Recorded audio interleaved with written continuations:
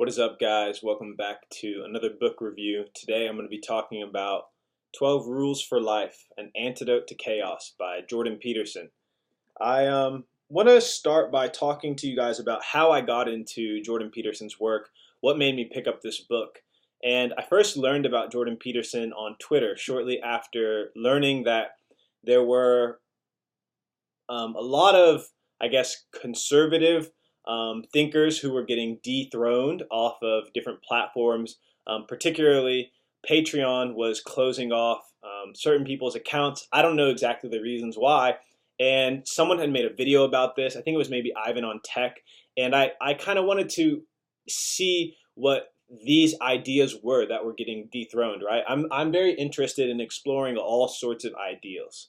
And I love the idea of censored speech, particularly because I want to know what offends, and I want to explore those ideas as well because I find them intellectually interesting. And so I wanted to hear what this guy was talking about. Apparently, he had said some things about race and IQ, which I'm sure you could imagine would be a topic that would particularly interest me and wanting to hear why what he was saying was so offensive. And so I started listening to some of his videos. And it was funny because as I listened to things this man was saying, I understood how people could be offended by what he was saying. But I also just listened to what he was saying in its totality. And I found, number one, that I didn't find him extremely conservative. I found him very objective and someone who had been pretty well read and thoughtful in his positions about things, which were largely based off of research and his time as a clinical psychologist. And so and as I listened to more and more of his content, I found a lot of what his insights to be very powerful. And just to touch a little bit on the personal aspect, particularly, a lot of what he was saying resonated with me and was actually very impactful in my life. I was in a time in my life where I felt like there was a lot of chaos. For a number of different reasons that I'm not necessarily going to get into in this video because it's outside of the scope. It's also none of your business, really. But I do want to talk about this book. I do want to highlight some thoughts, some chapters, some things that I found really, really interesting.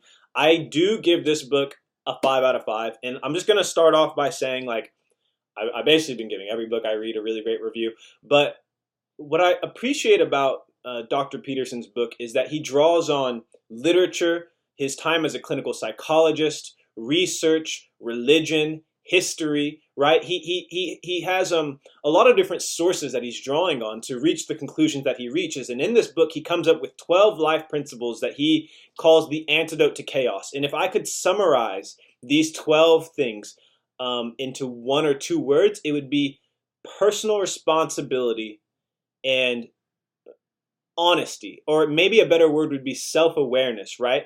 The 12 rules, I'm not going to go over each of them, but what I will say is that Dr. Peterson puts together a really great list of rules, and if I personally could, I would actually, rule 1, 2, 3, and 7, I would make required reading for every high school senior, really. Maybe even before that, definitely people who are in college, because these ideas are very much missing from the global narrative, which, at least here in the United States, especially the ideas of personal responsibility. I think that we live in a time right now where it's easier to blame, and there's a lot of blame to go around, it seems. And I feel that people find this narrative comforting. And it was interesting because as I read through Dr. Peterson's book, I found a lot of what he said to be, me personally, it reminded me of some of the writings of Booker T. Washington, an early black intellectual who also championed the idea of individual responsibility. And so Dr. Peterson also, I just want to give a nod, so the first half of the book, he's really just talking about, we'll go over some of these rules. Rule 1, stand up straight with your shoulders back. Rule 2, treat yourself like someone you're responsible for helping. Rule 3, make friends with people who want the best for you. I also like Rule 7, pursue what is meaningful, not what is expedient, right? Everything I would say in the first 7 rules are just rules for life, and like ideas that people really need to think about. Because I could talk about some particular quotes in here where he says, let me see if I can pull up anything really interesting. I'm always underlying things. You can never find the good stuff whenever you want it. I don't want to make this thing too long.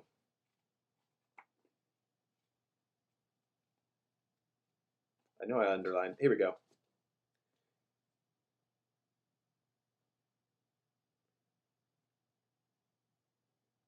You need to consider the future and think, what might my life look like if I were caring for myself properly? What career would challenge me and render me productive and helpful, so that I should shoulder my share of the load and enjoy the consequences? What should I be doing? What when I have some freedom to improve my health, expand my knowledge, and strengthen my body? You need to know where you are going so that you can limit the extent of chaos in your life, restructure order, and bring the divine force of hope to bear on the world. I thought that was really powerful, and I think it perfectly summarizes a lot of what he's teaching in here. And so, anyone who's like going through a lot of chaos, or like an aimless wandering to life, I highly recommend picking up his book. Some of the later chapters I found personally not as interesting, although I very much appreciate his willingness to open up and be vulnerable with stories of his family.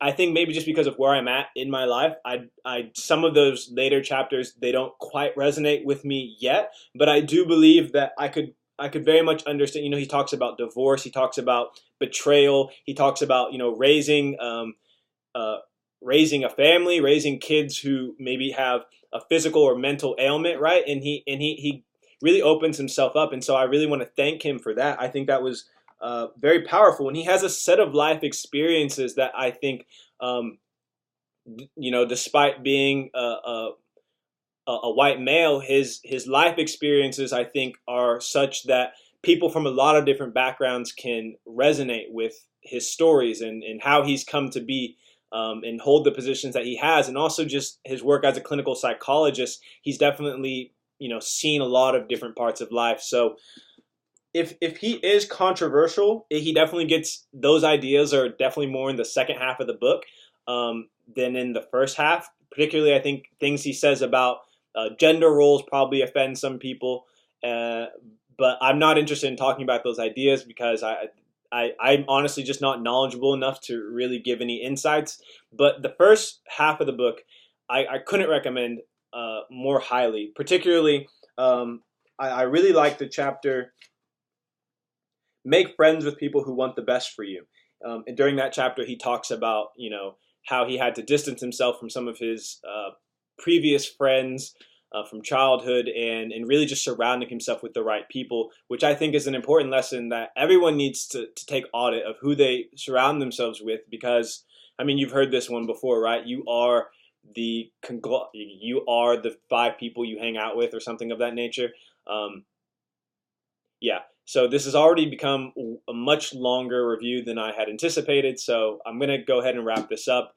But Jordan Peterson's 12 Rules for Life, An Antidote to Chaos was a great read. I highly recommend it.